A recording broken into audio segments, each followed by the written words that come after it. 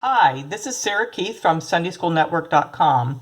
Today is Epiphany, January 6th, and today I wanted to show you how I make the Three Kings Epiphany Ornament.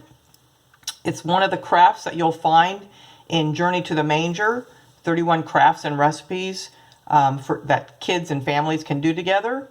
So this is the last day of the Christmas season, and wanted to show you how this ornament is made. I've already taken the pattern out of the book and cut the ornament that I'm going to be creating.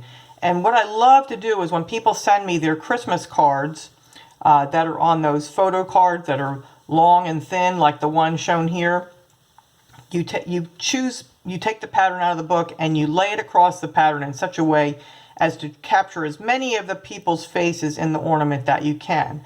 So it's already been cut to shorten the time of this, and I'm going to take away the pieces now. So 1 second as I do that.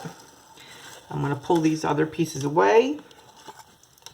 And now I have the pattern that was the part of the ornament that is going to be created here.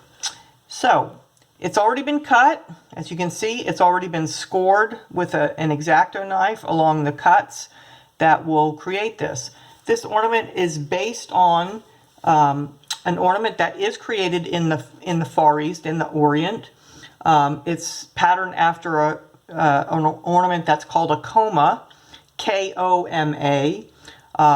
It's a very intricately designed ornament.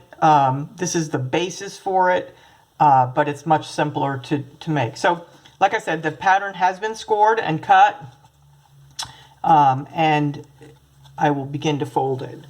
So you're going to fold along the lines that were scored, and I did pre-score it. It's a little bit, it's for older kids and adults. It's not for the youngest of children to make this ornament, because you will be using an Exacto knife to make your scores and your cuts.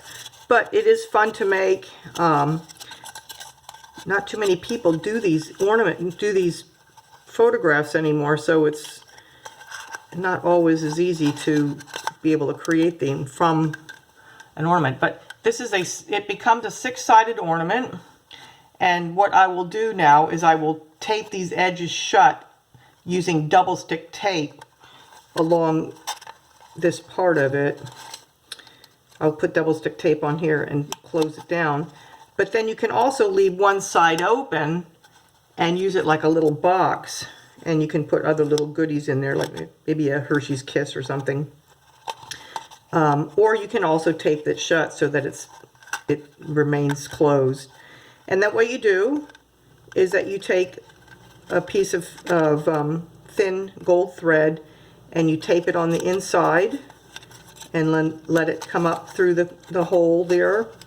And then you can hang it on your tree the following year. Or if you're lucky enough to get your cards early enough, you can hang them on your tree. I like to give these back to the people that give them to me.